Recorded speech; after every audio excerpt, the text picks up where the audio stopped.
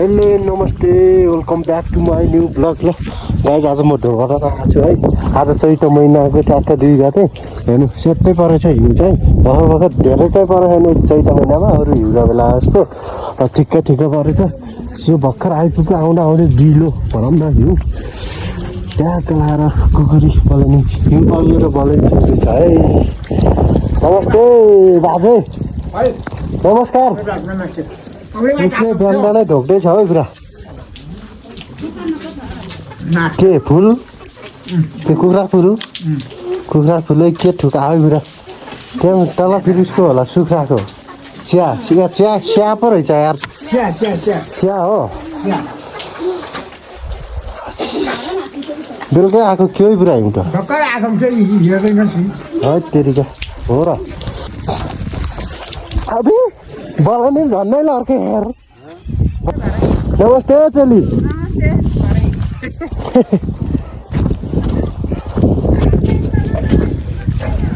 ए केल ठोकै छलछल मुख छोड्ने गरे कि अब मर्नेवाला हो कि भनेपछि अब एक थप्पडमा पञ्चर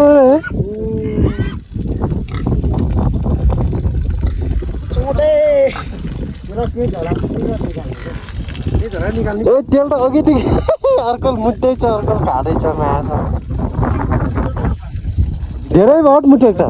धेरै मुट्ने रहेछ के हो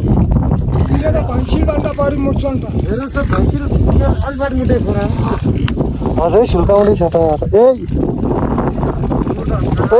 पाइपबाट पानी आएछ आएको आइ भटै के भयो त्यही खाँदैछ बङ्गुरको मास खाने बेला कुरा नगर ए लास्टै यार बल्ल निकाएर के ठुट्नुमा हान्ने पुसाङ हजुर ठुट्नुमा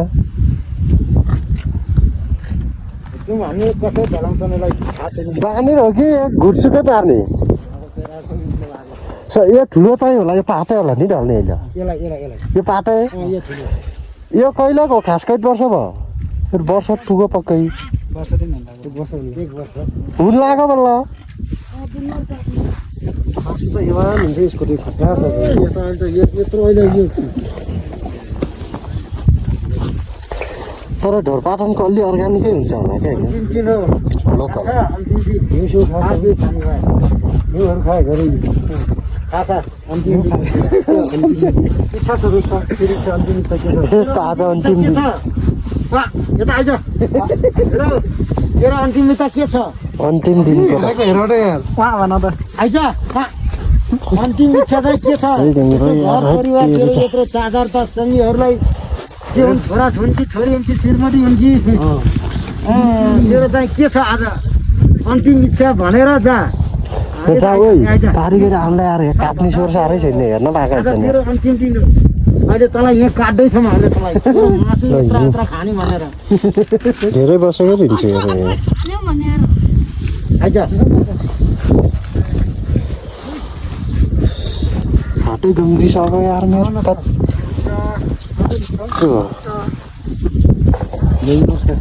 हजुर नमस्कार सबिनै चल अहिले हाम्रो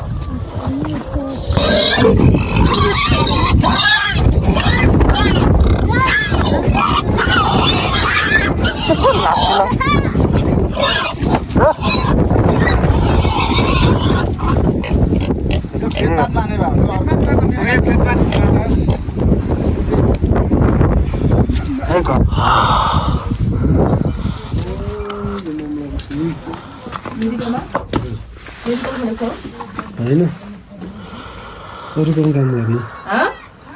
अरू काम गर्ने के सो र गाइज ल ढोरपाटनमा हिउँ पर्दैछ सो देख्न सक्नुहुन्छ जताकतैबाट घेरेको छ होइन कालो निलो भएर त्यो बिजोग पारेको छ यार चिसो भएको छ क्या यही बेला फेरि अलि हावा पनि चलेको छ अनि त्यो कुकुर आवाज पनि आएको छ भनौँ न सो त्यही हो ल हिउँ चाहिँ पर्दैछ बिस्तारै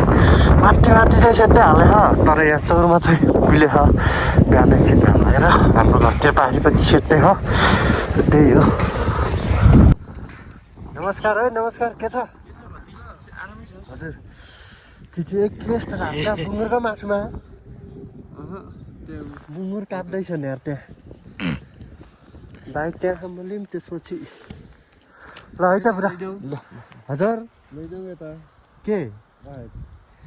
भाइ यता चिप्लो होला भनेर ल्याइएन यार सर नचिप्लिनु रहेछ यार हामीले लिनु पर्ने हो क्या बाइक होइन सबै आउँथ्यो हेर त फर्किँदा पग्लो भने फेरि चिप्लिन्छलाई तर खासै हिउँ चाहिँ हाल छैन यति सेटो बनाएको ल त्यही हो उता मजाले पर्छ तर फागुनेतिर त सेतै बनाएको होला नि सेन्चुनहरू बुकी त त्यो हिउँरा बेला हालेको थियो नि हो त्यस्तै छ होला माघ बेला जस्तो नि